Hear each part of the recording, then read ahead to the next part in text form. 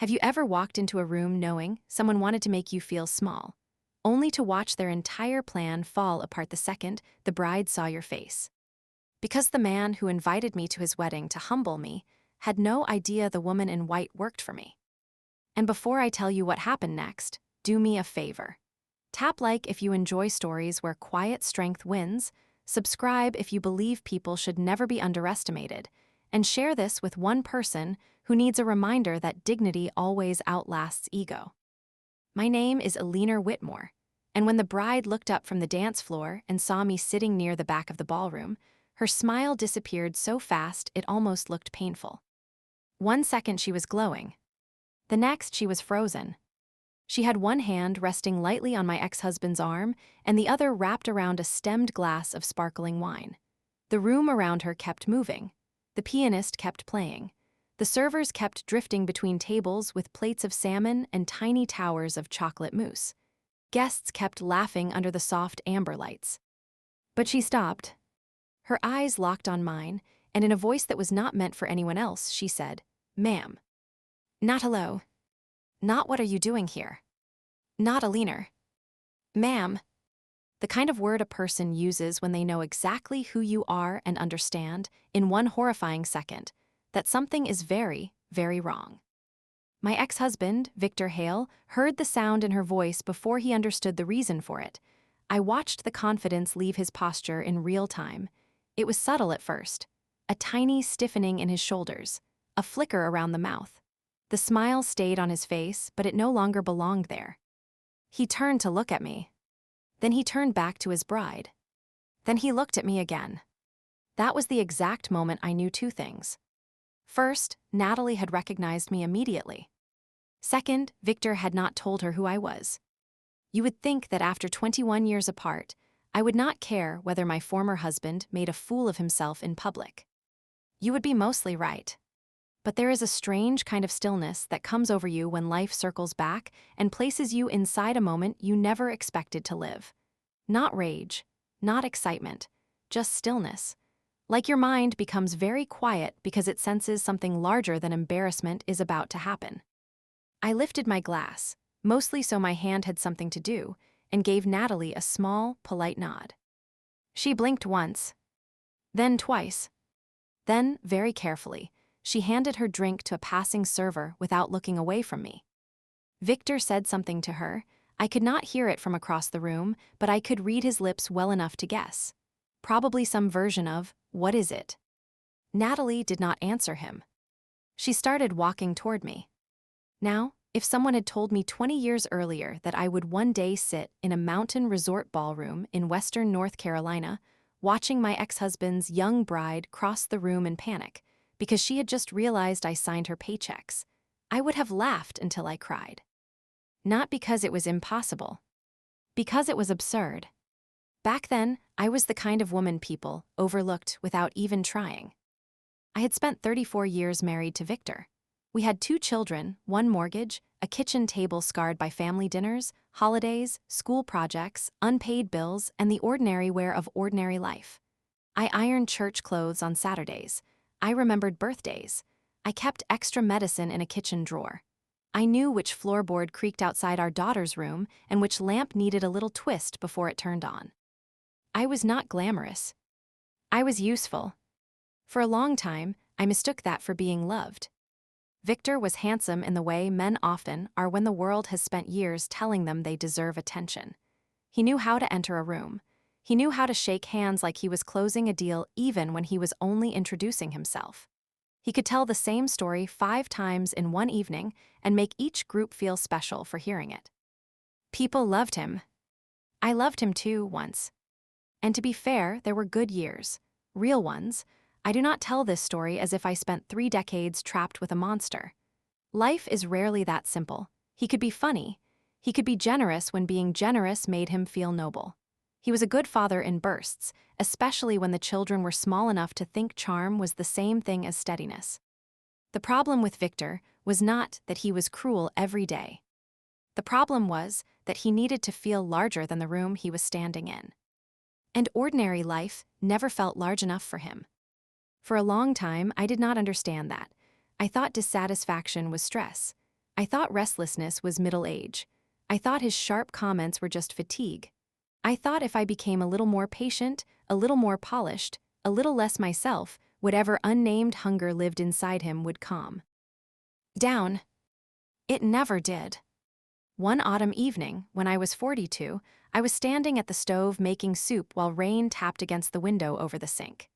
He came home late, loosened his tie, sat at the table, and watched me move around the kitchen with a look on his face I still remember too well. Not anger. Distance. That is the face you should fear in a marriage. Not yelling, not slamming doors. Distance. I asked him if he wanted bread with dinner. He said, "We need to talk." I think every person who has ever heard those 4 words from the wrong mouth knows what happened inside me next. Your body hears it before your mind does. Something cold opens in your chest. I turned off the stove and sat down across from him. And then, in a voice so calm it made me hate him for years, Victor told me he did not think he could keep living such a small life. I remember staring at him. I remember the sound of the rain. I remember smelling basil and black pepper from the soup cooling behind me. I remember thinking he could not possibly be saying what I thought he was saying because our son had a college application deadline next week and our daughter needed braces adjusted on Thursday. And people who are about to blow up a family do not usually do it on random wet Tuesdays between work and dinner. But he was saying it. He wanted a divorce. Not after counseling. Not after months of trying. Not after some dramatic betrayal I could point to and explain. He was simply done. When I asked why, he gave me the kind of answer selfish people give when they want the freedom of honesty without the shame of details. He said he wanted more. More what exactly, I asked. More life, he said. More than this. I looked around the kitchen then, at the refrigerator covered in magnets and report cards and a grocery list written in my own rushed handwriting, and I remember feeling almost insulted by the vagueness of it. More than this. As if our life were a bad restaurant he was sending back to the kitchen. Years later, I understood what he meant. He did not want more life. He wanted more applause. There is a difference. At first, I did what many women do when something breaks that should have held. I blamed myself in practical ways. Was I too boring, too tired, too heavy, too predictable, too domestic? Had I disappeared so fully into wife and mother that I had become invisible even at my own table? Those questions can eat a woman alive if she lets them. I let them. For a while. Victor moved out within 2 months. He rented a townhouse in a newer part of the city and filled it with leather furniture we could never have afforded when the children were little. He bought shirts that needed cufflinks. He started using words like leverage and lifestyle in casual conversation. He sent Christmas cards that looked like advertisements for a man who had recently decided to become a concept instead of a person. The children were polite to him. That was the saddest part. They were polite because they had stopped expecting more. I was not left penniless.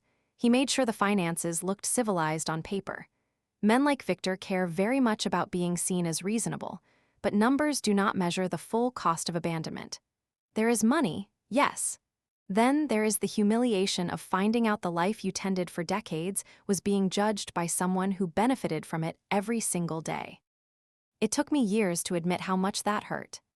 Not the divorce itself. The contempt hidden inside it. If this opening already has you leaning in, hit subscribe now, because the twist that came next at that wedding was only possible because of everything I survived before I ever sat down in that ballroom. And if you know someone rebuilding after heartbreak, share this story with them before we go on. The first year after Victor left was not inspiring. I wish I could tell you I woke up one morning with fierce music in my soul, opened a business, found my purpose, and thanked fate for setting me free. That would be a lie. The first year was groceries and fear. It was waking up at 3 in the morning and staring at the ceiling while my heart pounded over utility bills and tuition, and the fact that one income in middle age feels very different from one income in your 20s. It was smiling at church when people said, "How are you holding up?" in voices full of practiced softness. It was learning which friends could sit with grief without trying to tidy it. It was hearing my daughter cry behind a closed bedroom door because she was old enough to understand what her father had done and young enough to still be broken by it. It was learning the odd loneliness of being pitied by people who once came to your house for holiday pie. But somewhere in that ugly year, something happened that I did not recognize as important at the time. I began solving problems because no one else was going to solve them for me. My sister-in-law worked in elder care administration. One afternoon, over coffee that tasted burnt and old, she mentioned that a local assisted living center was struggling with scheduling, compliance paperwork, and staffing confusion. She said, "You always had a head for fixing chaos. You should talk to them." I laughed. I had spent most of my adult life organizing other people's needs. Children, school events, volunteer drives, meal calendars for church, my own household. I did not think of that as a professional skill. I thought of it as what women did quietly while men got to describe themselves as leaders. Still, I needed work. So I went. The center had peeling paint in the loading area and a receptionist who looked half asleep from stress. The administrator was drowning. Staff turnover was brutal. Families were angry. Nothing was catastrophic, but everything was inefficient. Phone calls slipped through cracks. Medication logs were inconsistent. Shift changes were messy. People were exhausted, which made them careless, which created more mess. I spent 3 days there. Then 5. Then 2 weeks. By the end of the month, they asked if I could keep consulting part-time. I did not call it consulting at first, because that sounded too important for what I thought I was doing. I told people I was helping them get organized. But that is how it began. Not with ambition. With usefulness. One center became 2 because the first administrator mentioned me to a friend in another county. That became 4, then 7. I learned regulations. I learned state standards.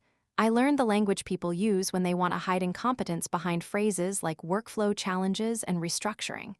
I learned how to ask simple questions that embarrassed people who were coasting. Questions like, when exactly does this form get completed? And who is responsible when no one is responsible? And why are your best employees doing the jobs your weakest employees should already know? I was not brilliant. I was observant. And I listened. That alone can make you look like a magician in rooms full of people who only wait for their turn to speak. By the time 5 years passed, I had a small office, 3 employees, a second-hand conference table, and a growing reputation for making troubled care facilities calmer, cleaner, and more accountable. I worked harder than I had ever worked in my marriage, harder than Victor would have believed possible. But it was different work. When I was married, effort vanished into expectation. The laundry got done, dinner appeared, school forms were signed, elderly parents were visited, and all of it disappeared into the invisible machinery of family life. Now, effort led somewhere. Not quickly, not dramatically, but undeniably. I named the company Whitmore Senior Solutions because I wanted something plain and solid. No glitter, no jargon, no sleek nonsense, just my name and the promise of help. 10 years later, that small office became a regional company. We expanded into home care coordination, assisted living systems, staff training, and later, a nonprofit branch that funded transportation and support programs for seniors who would otherwise miss medical appointments or be left alone after hospital discharge. I hired good people. Then better people. I learned when to delegate. I learned when kindness and softness were not the same thing. I learned that if you speak calmly enough, people eventually realize they can either meet your standard or get out of your way. I also learned something else. Success does not always change how you look from the outside. I still drove practical cars. I still wore clothes I bought for comfort first. I still preferred small dinners over gala events and fresh bread over expensive catering. I did not become glamorous because my life got bigger. I became quieter, more certain, less interested in proving anything. Which is probably why Victor never saw it coming. To be honest, I am not sure he ever really saw me at all. We kept contact to the minimum required by children, then grandchildren, then time itself. He drifted through a series of ventures, each one packaged with great confidence and vague language. There were photos of golf outings, wine tastings, networking weekends, resort trips, polished kitchens, younger women, brighter ties, sharper haircuts. He had made a career out of curating the appearance of success. If he had asked our children how I was doing, they would have told him I was fine. If he had asked more carefully, they might have told him I was thriving. He never asked carefully. 21 years passed that way. Then, 3 months before the wedding, the invitation arrived.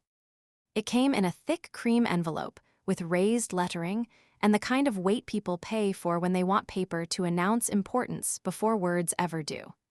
I was standing at my kitchen counter, slicing peaches for my grandson when I opened it. My granddaughter, Lucy, looked up from her coloring book and asked, "Is it a party?" I almost laughed. In a way, I told her. Inside was a formal invitation to the wedding of Victor Hale and Natalie Pierce at Blue Ridge Crest Resort. And tucked behind it was a handwritten note. "Eleanor, life is short and old chapters deserve grace. I would be honored if you came. Victor." I read it twice. Then I turned it over to see if the back contained the rest of the joke. Old chapters deserve grace.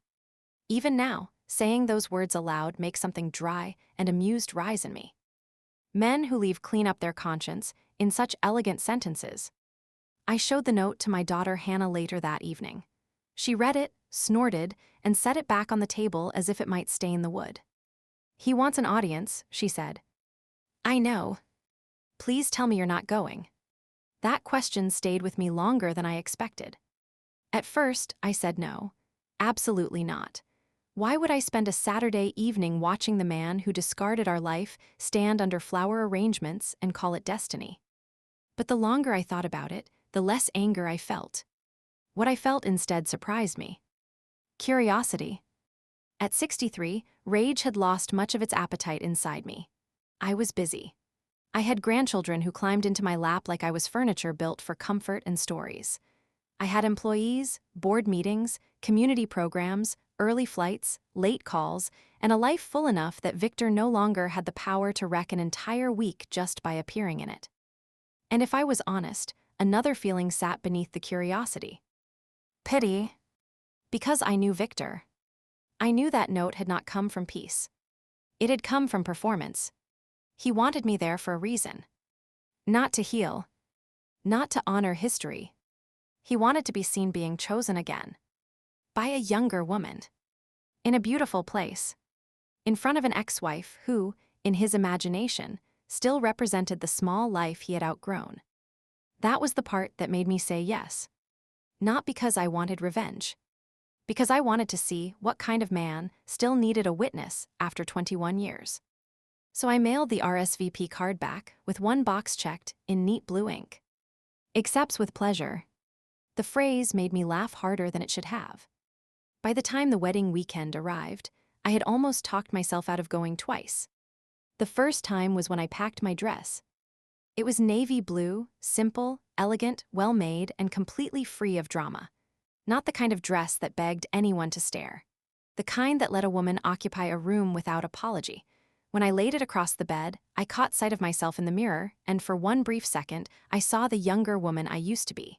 The one who would have spent the entire drive wondering if she looked old, if she looked lonely, if she looked like a woman someone had left. That woman still lived somewhere inside me. She was just no longer in charge. The second time I almost canceled was in the hotel parking lot.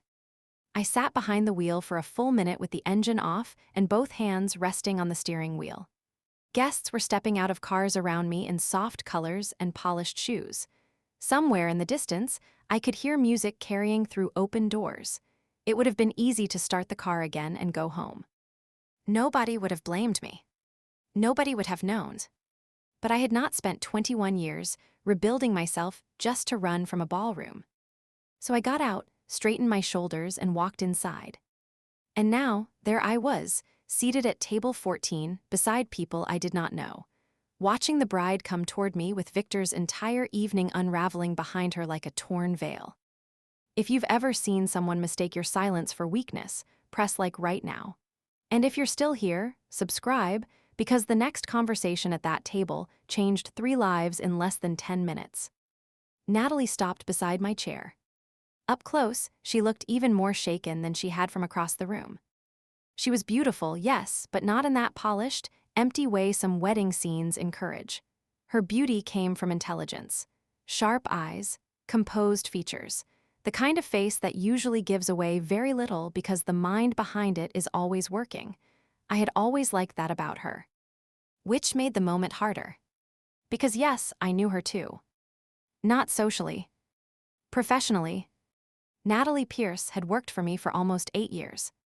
She started as a regional operations manager when our Western division was still small and chaotic, and within 2 years she had proven herself so capable that I personally pushed for her promotion. She was steady under pressure, good with numbers, better with people, and almost annoyingly competent in meetings where other people liked to ramble. She also almost never called me by my first name. At work, I was either Ms. Whitmore or ma'am, depending on how stressed the room was. So when she said, "Ma'am," in that tiny stunned voice, I knew exactly how deeply this had hit her. For a second, we just looked at each other. Then I gave her the same calm smile I used in tense board meetings and said, "Good evening, Natalie." Her lips parted. "What are you doing here?" I was invited. Her eyes flicked past me, toward Victor. Then back to me again. "No," she whispered. "No, invited by who?" "The groom." You could see the realization move across her face in pieces. Confusion. Denial. Calculation. Recognition. Then dread. She pulled out the empty chair beside me and sat down too quickly, as if her knees had stopped trusting her. Behind her, Victor had not moved. He was still near the center of the room, surrounded by guests and soft light and whatever remained of his confidence. Anyone else might have mistaken his stillness for ease. I knew better. I took a slow sip of water. Natalie leaned closer and lowered her voice. "Please tell me I'm misunderstanding." I wish I could. She closed her eyes. When she opened them again, they were wider, not calmer. "Victor Hale," she said. "Victor Hale is your—" "Yes." "Your ex-husband." "Yes." "For how long?" I paused, not because I had to think, but because the number still carried weight even after all those years. 34 years. Her hand went straight to her throat. 34. Almost 35 by the time the divorce was final. She stared at me like I had just informed her the ballroom was built over a fault line. "That's longer than I've been alive." "That," I said gently, "is usually how math works." To my surprise, a tiny laugh escaped her. It lasted less than a second, but it mattered. Shock breaks people open in strange ways. Sometimes humor is the first proof they are still standing. Then her face changed again. "Did he know?" she asked. "Know what?" "That I work for you." I let that settle for a heartbeat. Then I said, "I don't think Victor knows very much about my life." She searched my face, perhaps looking for bitterness. I gave her honesty instead. "He certainly didn't know you worked for me. If he had, I doubt I'd be sitting here." Natalie looked physically ill. I do not say that dramatically. Her color changed. Her breathing altered. She turned slightly in her chair like she needed space from the room itself. "I had no idea," she said. "I believe you." "You do?" "Yes." That answer seemed to hit her almost as hard as the rest. I understood why. In a moment like that, many people expect accusation. They brace themselves for judgment because judgment is simpler than compassion. But Natalie had not betrayed me. She had walked into a story already in motion without knowing she was in it. And I knew something Victor never had. The difference between being dishonest and being uninformed.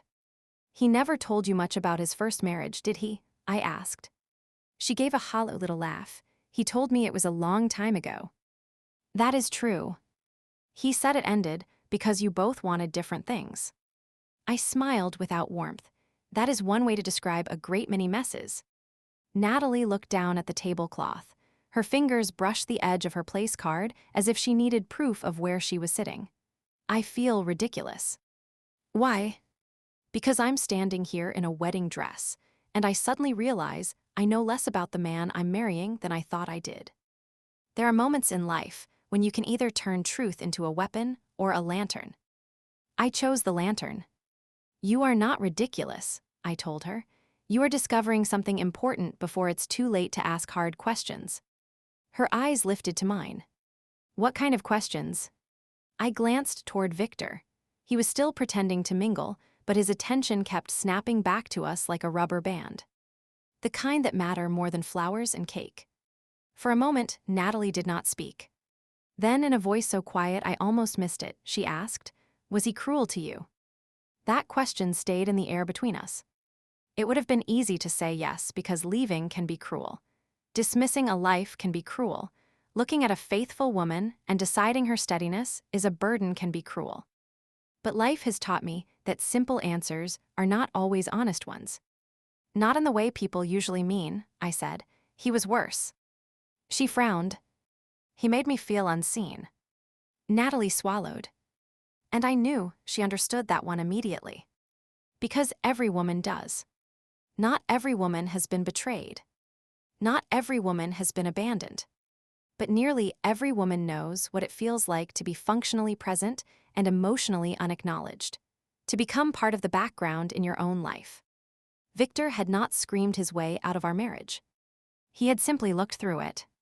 That can do more damage. Natalie's eyes shifted again toward the dance floor. He sees us talking. Yes. He's worried. Yes. Should he be? I considered the question. Then I said, that depends on whether he values honesty more than appearances. She gave me a look so sharp it almost made me smile. That tells me everything. Dinner was announced before either of us could say more.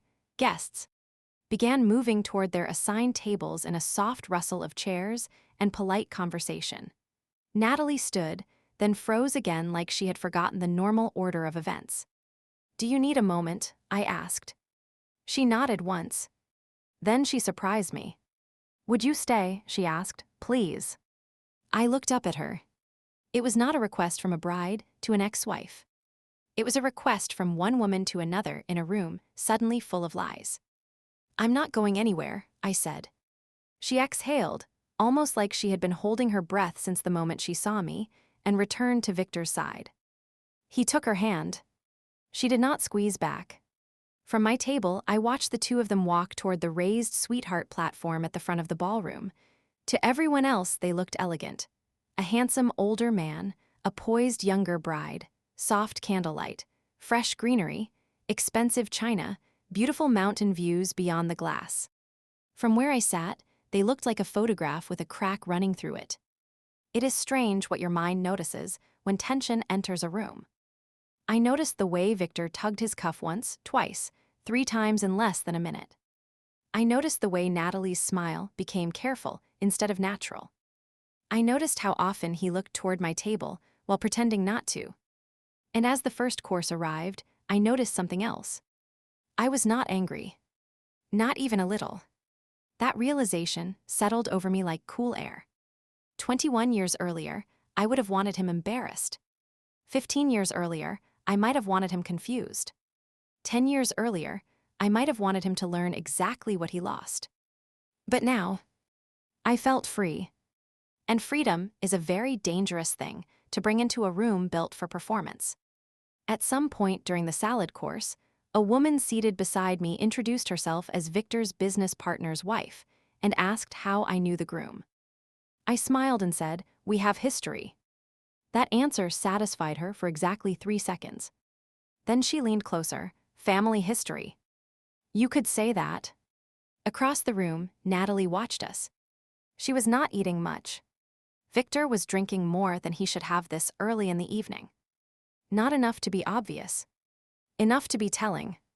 By the time the plates were cleared, Natalie stood again and crossed the room as if she had made a decision.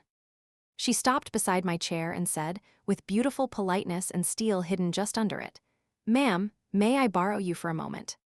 Every head within 10 feet turned. I stood. Victor half rose from his seat. "Everything okay?" Natalie turned toward him with a smile so smooth it could have cut glass. "Of course," she said, "I just need a word." Then she led me through the side doors and out onto a covered terrace where the air was cooler, and the sounds of the ballroom softened into a distant blur. She waited until the door shut behind us. Then she looked at me and said, "Tell me the truth. Why are you really here?" That was when I knew the evening had reached the point of no return.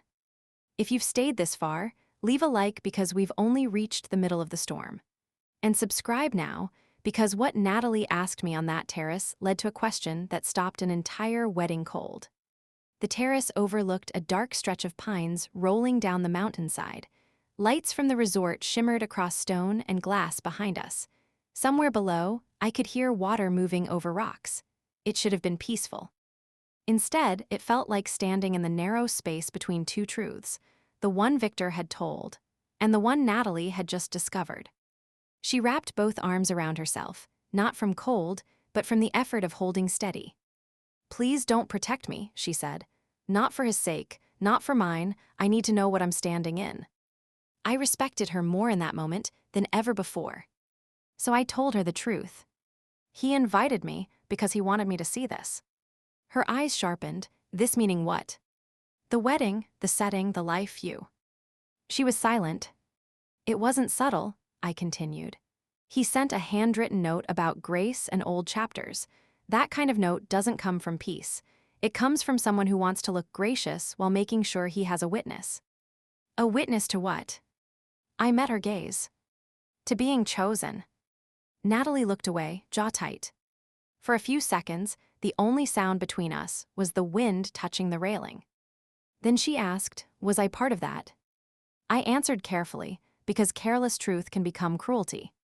"I don't know how he feels about you," I said, "but I know how he feels about appearance, and I know Victor has always loved the way certain things make him look." She turned back toward me, and this time her hurt was easier to see. "Do you think he loves me?" There are few questions sadder than a bride asking that on her wedding night. "I think," I said slowly, "that if he does, it would have to be the kind of love that tells the whole story, not the edited version. Not the flattering version, the whole one. And if he didn't tell me about you, then he did not tell the whole story." She closed her eyes again. When she opened them, they looked older. "Did he ever make you feel crazy for noticing things?" That question startled me. Not because it was unfamiliar. Because it was too familiar. "Yes," I said. "How?" I leaned against the stone railing and let memory rise where it wanted. By explaining my instincts back to me as if they were overreactions, by treating my questions as emotional instead of intelligent, by acting as though discomfort only existed because I named it. Natalie stared at me. Then she gave a bitter little nod. "He does that." Of course he does, I thought. Men rarely invent themselves twice. But I did not say it. Instead, I asked, "Do you want to marry him tonight?" Her answer did not come quickly. Inside the ballroom, the band began playing something slow and warm for the next transition in the evening. The music floated through the glass and died in the mountain air. Finally, Natalie said, "I thought I did this morning." That was the answer of an honest woman. She did not pretend certainty she no longer felt. She did not perform confidence for me because I was older or because she was ashamed. She simply told the truth as it existed in that second. And truth, even when messy, is always a better beginning than performance. "Then don't let tonight rush you," I said. She looked almost offended by how simple the advice was. "People are here," she said. "Our families are here, his friends are here, the ceremony is over. The vows are already said. And," she blinked, "and that matters. Not more than your life." That stopped her. I continued, "A room full of seated guests is a very poor reason to bind yourself to the wrong version of a man." Natalie let out a breath that sounded dangerously close to laughter and tears at the same time. "You make it sound obvious." "It becomes obvious once you've lived the consequences." She leaned both hands on the railing. "He told me his first marriage ended quietly." I smiled, though there was little humor in it. "Then he left out the part where quiet things can still break." She was silent a long while after that. Then she asked, "What happened to you after he left?" I could have given her the short version. "I started a business. I rebuilt my life. I turned pain into purpose. But those are postcard sentences, true enough to fit on paper, too small to hold a real life. So I told her more. I told her about sitting on my bedroom floor with a legal pad, listing every bill I had and every skill I was not sure counted as a skill. I told her about my son pretending not to notice when I bought the cheaper cereal. I told her about crying in grocery store parking lots because the total at the register made me feel stupid for reasons I could not even explain. I told her about the first client who trusted me, the first facility I helped, the first time I realized competence could earn me something marriage never had. Self-respect that did not depend on anyone choosing me. I told her about the years it took to stop hearing Victor's judgment inside my head. I told her about building Whitmore Senior Solutions one careful step at a time, until the company had offices in 3 states, a training division, a nonprofit arm, and more employees than I could have imagined when I was standing in that first struggling care center, trying to untangle scheduling charts. I told her that success did not feel like revenge. It felt like quiet. She listened to all of it. Then she asked the question I think she had been circling since the minute she stepped onto the terrace. Does he know who you became? I looked back through the glass at Victor, who was laughing too loudly with a group of guests while checking every few seconds to see whether Natalie was returning with me. No, I said. He stopped paying attention long before he left. The sadness that crossed her face then was not for me. It was for herself. Because she was beginning to understand that a man capable of not seeing one woman for decades might do it again. We stood there another minute, maybe 2. Then Natalie straightened. When we go back inside, she said, please don't say anything unless I ask. It's your evening, I said. No, she answered softly, that may be the problem. We went back in together. That alone changed the temperature of the room. You could feel it. People may not know facts, but they understand currents. Heads turned. Conversations dipped. Victor's expression brightened with relief the instant he saw Natalie, then changed again when he saw that she was not smiling the way brides usually smile after private moments with older women at their own wedding. He rose as we approached. There you are, he said far too casually. Everything all right. Natalie took her seat. Sit down, Victor. He did. I returned to my place at table 14. For the next LF hour, the room kept moving on the surface while tension thickened underneath it. Speeches were supposed to begin soon. Dessert was being plated in the kitchen. A coordinator in black moved briskly between staff members with the fixed, pleasant face of someone paid to keep disasters invisible.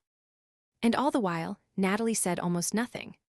Victor tried twice to restart normal conversation at the sweetheart table, once about the food, once about the view. Both attempts died. Then, just when he seemed to think the worst had passed, something else happened.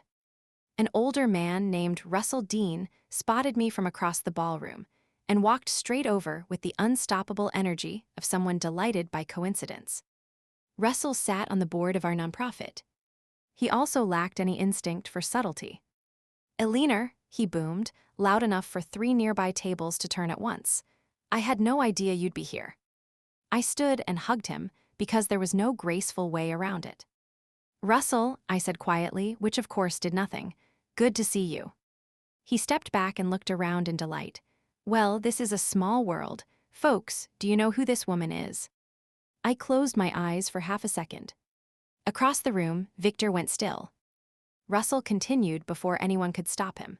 This is Eleanor Whitmore, the Eleanor Whitmore. She built Whitmore Senior Solutions from scratch, finest regional elder care systems company in the Southeast. And if that weren't enough, her foundation has probably done more for rural seniors than half the politicians in Raleigh. A woman at my table blinked. You're Eleanor Whitmore.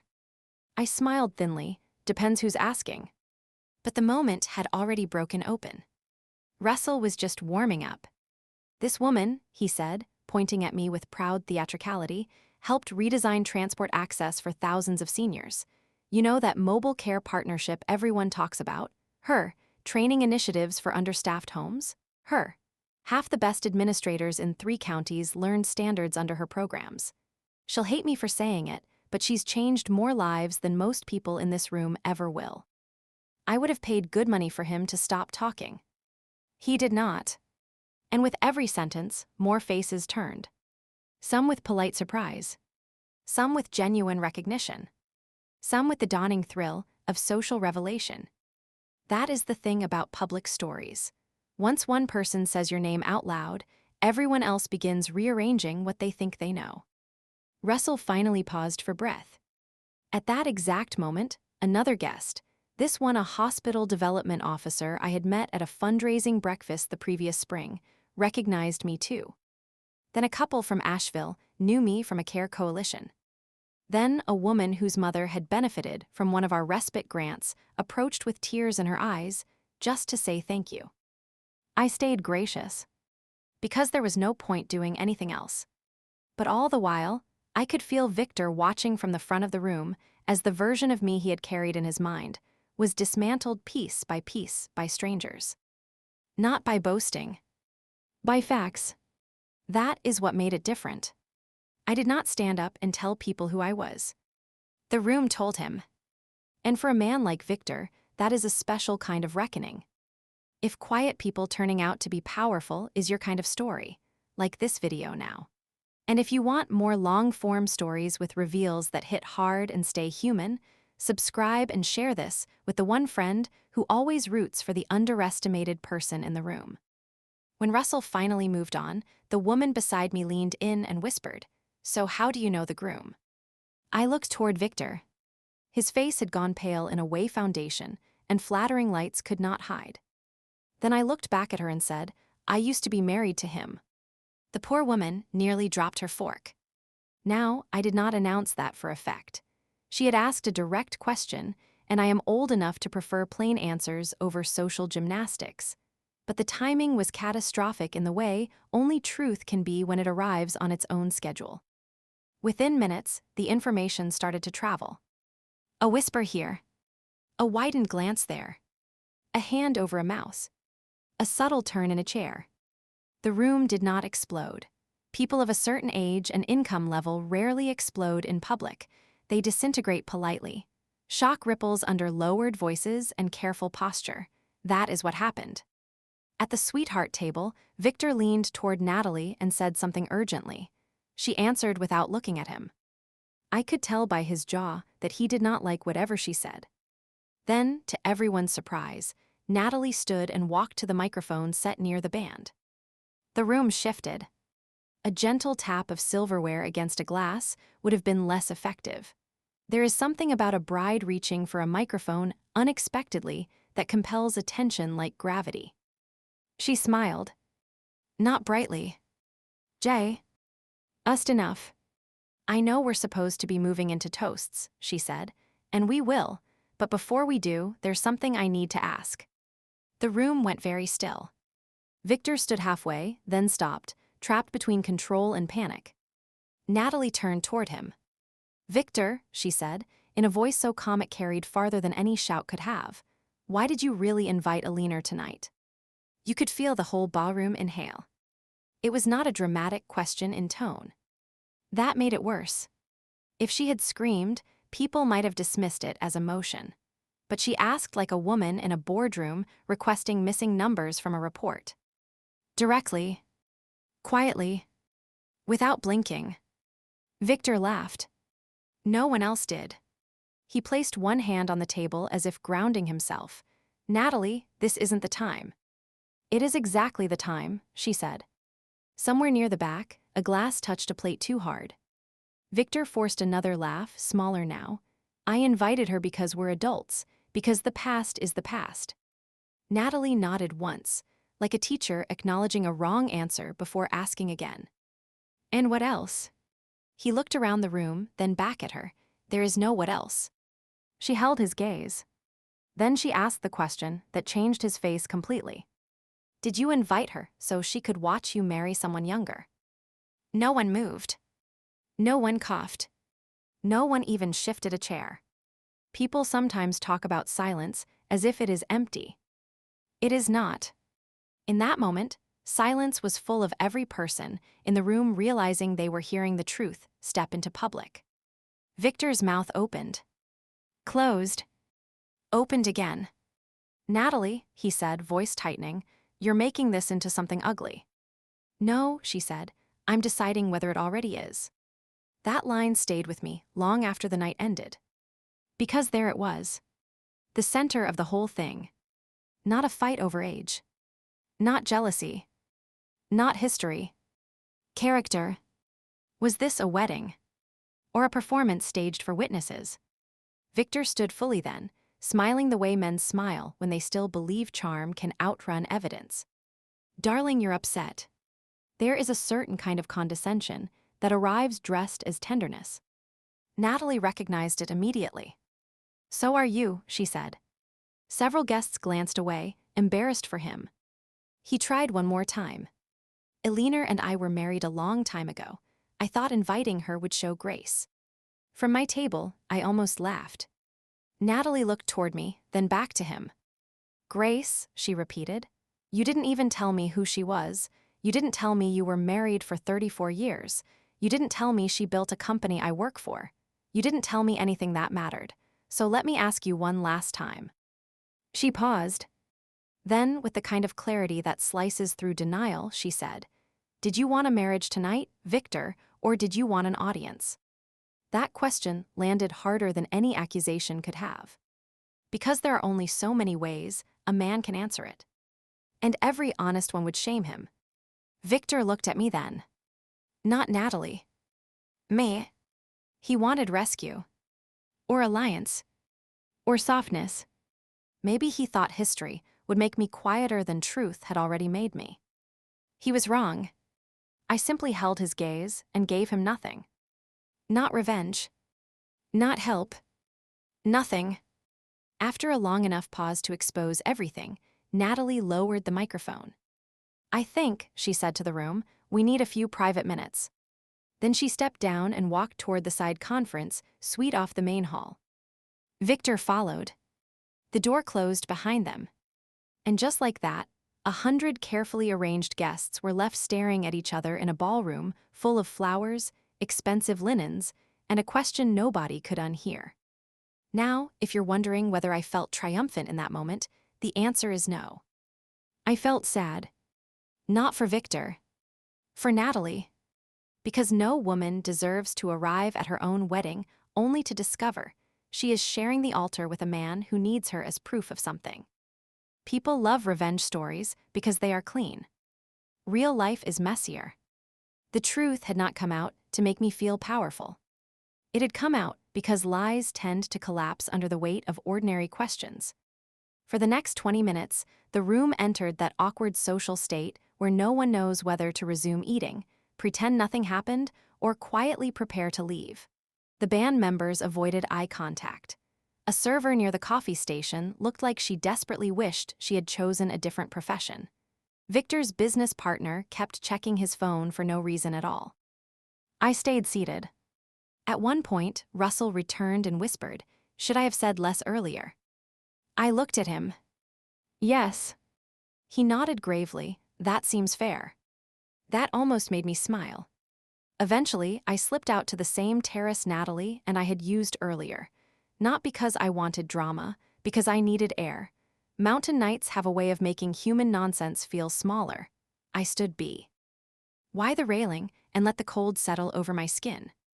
A few minutes later, the terrace door opened again. I expected Natalie. Instead, Victor stepped out. He looked older. Not suddenly old in the dramatic way stories describe it. Just stripped.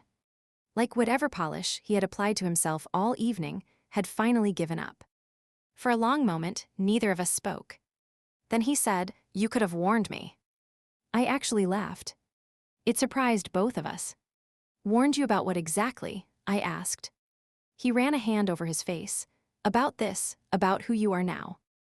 I stared at him. That sentence told me more about Victor than the wedding ever had. Not because it was rude. Because it was sincere. He truly believed I should have announced my life to him. As if my growth had happened in relation to his awareness. As far as I know, I said, you never asked. He looked away. The silence after that was dense with old patterns. His expectation, my refusal to carry it for him. Finally, he said more quietly, I didn't know. No, I replied, you didn't. He gave a weak, frustrated laugh. You built all that. Yes. All those offices. Yes. The nonprofit. Yes. The training centers. Yes. He shook his head like he was trying to force the facts into a story his ego could survive. When? I nearly pitied him then. Because I realized he was not asking for a timeline. He was asking how a person he had reduced in his mind could have gone on to become larger than his imagination allowed. Over 21 years, I said, the usual way. He frowned. What does that mean? It means no one wakes up one Tuesday as a life's work. It means years, Victor, early mornings, late nights, good hires, bad hires, hard calls, quiet calls, mistakes, persistence, boring effort. The kind of effort you never respected because no one applauded while it was happening. That hit. I could tell. Not because he argued. Because he didn't. He leaned on the railing beside me, suddenly looking very much like a man who had spent decades chasing admiration and had just discovered admiration is not the same thing as being known. After a while, he asked something I did not expect. Were you ever happy with me? The question was so late, it almost felt cruel. But maybe some truths only ripen in people after humiliation cracks them open. I thought about it. Then I answered honestly. Yes, at first. He kept looking out into the dark. And later. No. He nodded once. There was no defense in him at that moment, only weariness. I told myself you were holding me back, he said. I know. I think, he stopped, started again. I think I needed to believe that. Otherwise, I'd have to admit I left because I was restless in myself. That was the closest thing to honesty I had heard from him in decades. I did not reward it with softness, but I did honor it with truth. That sounds more accurate. He gave a breath that might have been a laugh if it had less regret in it. Then he said the thing that finally let me understand why I no longer hated him. I wanted you to see I was doing well. There it was. So small, once spoken plainly. All that performance reduced to one childish ache. I wanted you to see. Not I wanted closure. Not I wanted peace. I wanted you to see. As if the eyes of a woman he had once dismissed still held the verdict he could not live without. You should have wanted to be well, I said. That would have mattered more. He closed his eyes. Before he could answer, the terrace door opened again. Natalie stepped out. She did not look shocked anymore. She looked decided. If you're still with me, tap like, because this is the point where the entire night stopped being about revenge and became something much deeper. And subscribe if you want stories that don't just twist, they mean something when they twist. Natalie did not seem surprised to find both of us on the terrace. In fact, I think she expected it. There's a calm that only comes after someone has asked the question they were afraid to ask and finally received an answer they cannot unknow. She wore that calm now. Victor, she said, I need you inside. He straightened automatically, as if posture alone could restore control. Natalie, we can talk in the room. We already did. Something in her tone made him fall silent. She turned to me, would you stay a little longer? I understood the kindness hidden inside the request. She wanted space to do what came next without making me stand in the blast radius. Of course, I said.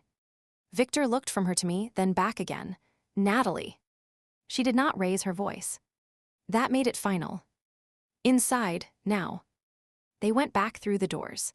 I remained on the terrace with my hands resting on cold stone and a strange stillness moving through me. The sky was deep blue-black by then, the kind of mountain dark that makes windows look like floating rectangles of gold. I did not try to hear what was happening inside. Some moments do not belong to witnesses, Eve. When you accidentally set them in motion. After perhaps 10 minutes, I heard scattered movement in the ballroom. Then the microphone clicked again. I turned, not rushing, just enough to see through the glass. Natalie stood at the front of the room alone. Victor was off to one side. He was no longer smiling. No one in that room moved. Natalie drew a breath and said, "Thank you all for being here tonight." A pause. After a difficult but necessary conversation, Victor and I have decided not to continue with the evening as planned. There were gasps, yes, but not many. Most people had sensed this coming. She continued, calm and composed. A wedding is not just a celebration. It is a promise, and promises should not be made while important questions are still being avoided. That line earned her the full respect of the room, though no one would have said it out loud right then. "We appreciate the love and effort that brought everyone here," she said.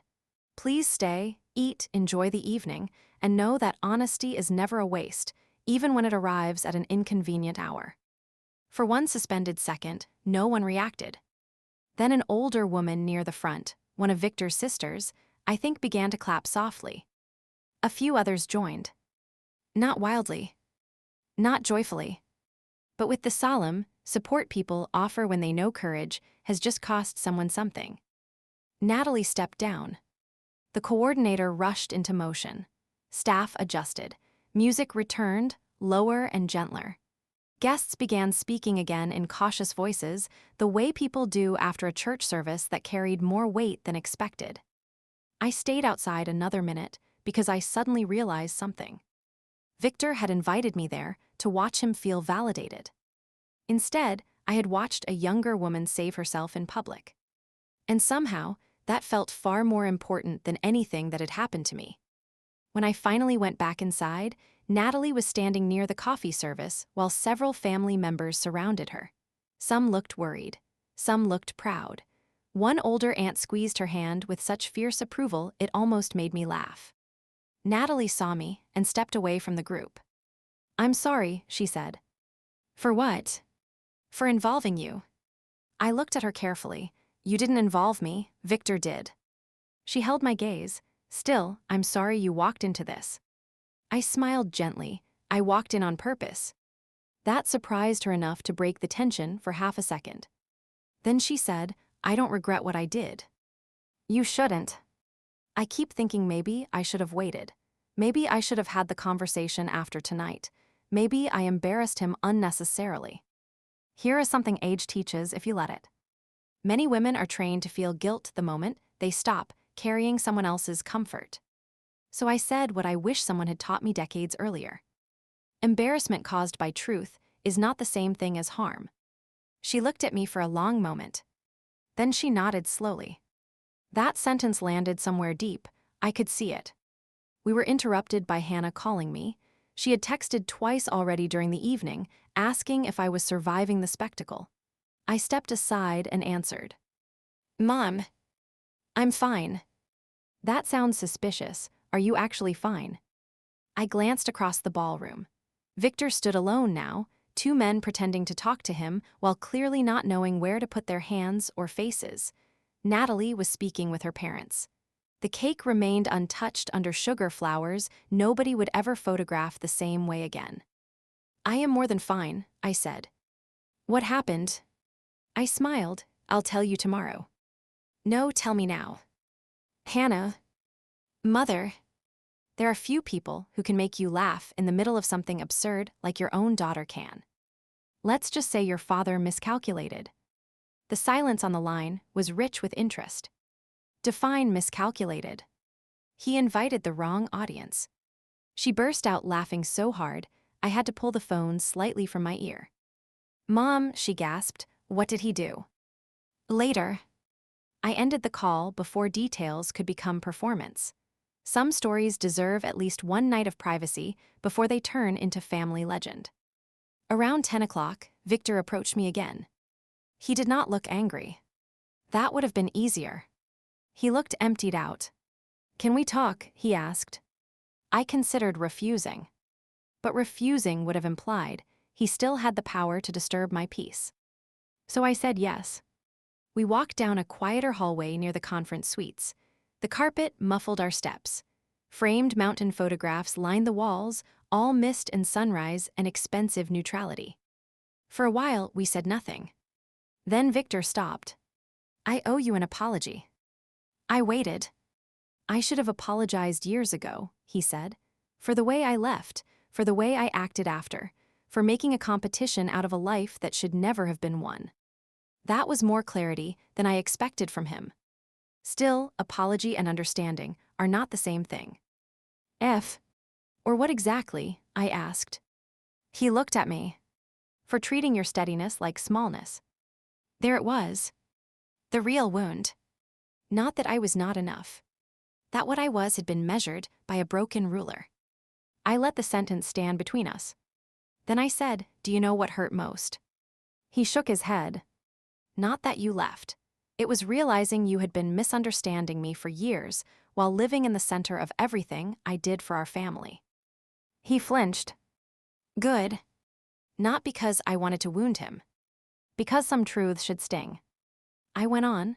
You thought I was ordinary because I was dependable. You thought I lacked ambition because I wasn't performing it. You thought I had no power because I used it in places you considered too domestic to count. Victor did not interrupt. I do not think he could. And then, I said, instead of asking whether you were wrong, you built an identity around the idea that leaving me proved something. He swallowed. That's fair. No, I said quietly, it's accurate. For a second, something almost like relief crossed his face. People think being confronted is the worst part of shame. Often it is not. Often the worst part is finally hearing yourself described correctly after years of hiding and vagueness. He leaned back against the wall and rubbed at one eye like a man much older than he wanted to admit. I thought if I looked successful enough, I would feel successful enough. And did it work? He let out a dry sound, not really. No. Then he said something that finally made me see him as something other than the villain of my old story.